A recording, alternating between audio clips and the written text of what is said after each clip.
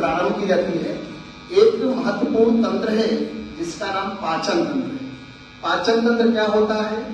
भोजन को पचाने के लिए जिन जिन प्रक्रमों से गुजरता है, जिन जिन माध्यमों से गुजरता है, उन्हें पाचन अंग कहा जाता है। उन अंगों के समूह से निर्मित तंत्र को पाचन तंत्र कहते हैं। पाचन तंत्र की क्रिया दो भागों में पूर्ण होती है, एक आहार नाल, दूसरी पाचन ग्रंथियां। आहार नाल क्या होती है? यह एक नलिका युक्त संरचना होती है, कैनाल लाइक स्ट्रक्चर होती है, जो मुख से लेकर के गुदा द्वार तक, माउथ से लेकर के एनस तक फैली होती है। अब इस एलिमेंट्री कैनाल के अंतर्गत क्या क्या आते हैं, कौन कौन से भाग हैं? मुख है, मुखगुहा है, ग्रसनी, ग्रासनली, अमाशय, छोटी आंत, बड़ी आंत और गुदाद्वार। अब इन सब में जब जब जहां जहां से गुजरता है भोजन, उन स्थानों पर क्या होता है? पाचन की क्रिया संपन्न होती है। तो यहाँ पर हम लोग देखेंगे मुख में जैसे ही भोजन पहुंचता है तो सबसे पहले मुख से पाचन की क्रिया प्रारंभ होती है। तो पाचन की क्रिया कहाँ प्रारंभ होती है? मुख से। मुख में किसका पाचन होता है? स्टार्च का पाचन होता है, इसके द्वारा टाइलिन नामक एंजाइम से। फिर उसके बाद भोजन कहाँ पहुंचता है? ग्रसनी में। ग्रसनी में भोजन का पाचन नहीं होता है, इसमें केवल माध्यम का कार्य करता है, जक्शन बिंदु का संधि बिंदु का कार्य करता है। फिर भोजन पहुंचता कहाँ है? ओसोफेगस, ग्रासनली। ग्रासनली में जब भोजन पहुंचता है तो यहाँ भी कोई पाचन नहीं होता है, बल्कि ग्रसनी से ग्रहण कर अमाशय तक देने का कार्य करता है। कहाँ तक? अमाशय तक। तो ओसोफेगस, ग्रासनली में भोजन जो सरकता है उसकी गति होती है क्रमाकुंचन गति। तो पूछा क्या प्रश्न कि ग्रासनली में भोजन किस गति द्वारा गति करता है? तो क्या याद रखना है हमको?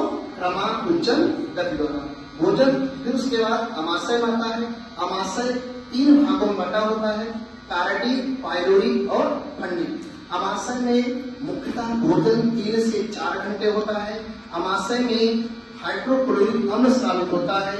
हाइड्रोक्लोरिक अम्ल का पीएच मान 0.5 से 1.5 के मध्य होता है। यह जो हाइड्रोक्लोरिक अम्ल है, अमाशय की एक कोशिका है जिसका नाम ऑक्जेंटिक कोशिका है, उससे स्रावित होता है, जो भोजन को सड़ने से बचाता है। तो हमारा जो हाइड्रोक्लोरिक अम्ल है ये किसको बचाता है? भोजन को सड़ने से। फिर हमारे इसी अमाशय में विविध प्रकार के भोज्य पदार्थों का पाचन होता है। तो प्रोटीन और वसा का पाचन यहाँ होता है, लेकिन मुख्य रूप से किसका पाचन होता है? प्रोटीन का। तो उनमें भी किस प्रोटीन का? तो आपको याद रखना है, दुग्ध प्रोटीन का। तो दुग्ध प्रोटीन, दूध में प्रोटीन कौन सी पाई जाती है? केसीन। केसीन को रेनिन नामक एंजाइम के द्वारा पायराकेसीन में तोड़ा जाता है। इस प्रकार दुग्ध प्रोटीन का पाचन कहाँ हुआ? अमाशय। अब भोजन एक वाल्व के द्वारा ग्रहणी में पहुंचता है, उस वाल्व का नाम क्या है? Pylori valve. जब भोजन ग्रहणी में पहुंचता है, ड्यूडेनम में पहुंचता है, तो यकृत से स्रावित होने वाला पित्त रस इस ग्रहणी में आता है और ग्रहणी में वसा का पाचन करता है। किसका पाचन करता है? वसा। तो वसा का पाचन कहाँ होता है? ग्रहणी में। कहाँ होता है? ग्रहणी में। अब वसा का पाचन की क्रिया को क्या कहते हैं? तो याद रखिएगा, पायसीकरण। वसा के पाचन की क्रिया को क्या कहते हैं? पायसीकरण, इमल्सिफिकेशन।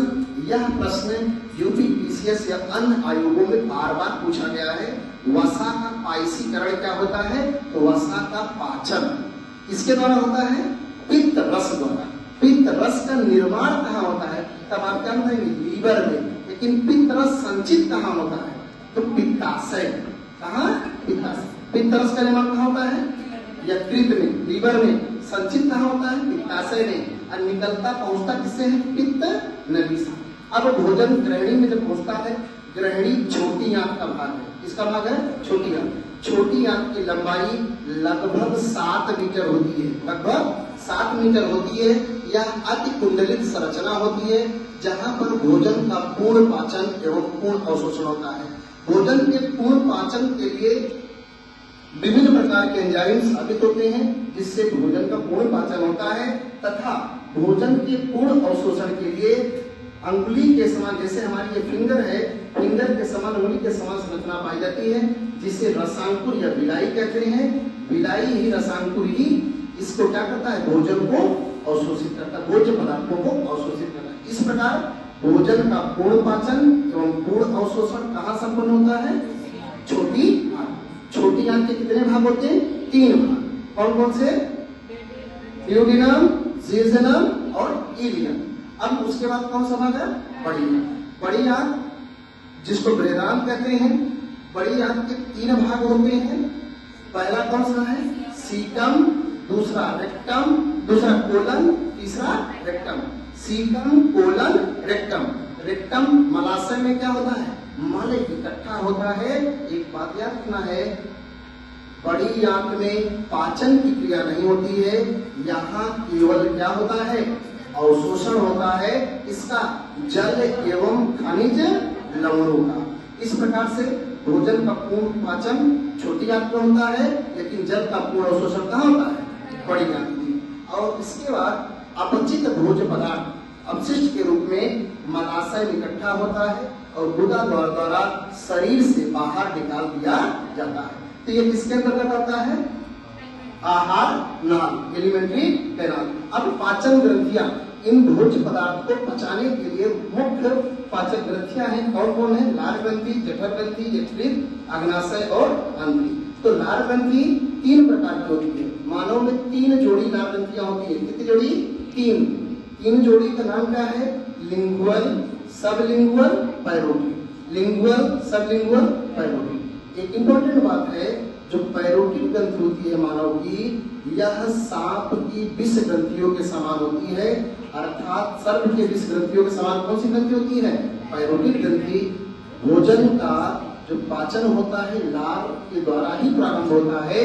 और लार में 2 प्रकार के एंजाइम होते हैं, एक टाइलिन नामक एंजाइम होता है, दूसरा लाइसोजाइम। कौन सा, लाइसोजाइम।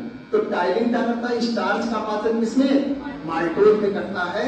और लाइसोजाइम एंजाइम क्या करता है, किसका पाचन, इसका सूक्ष्म जीवाणुओं का भक्षण करता है, सूक्ष्म जीवाणुओं को मारने का कार्य करता है। बाकी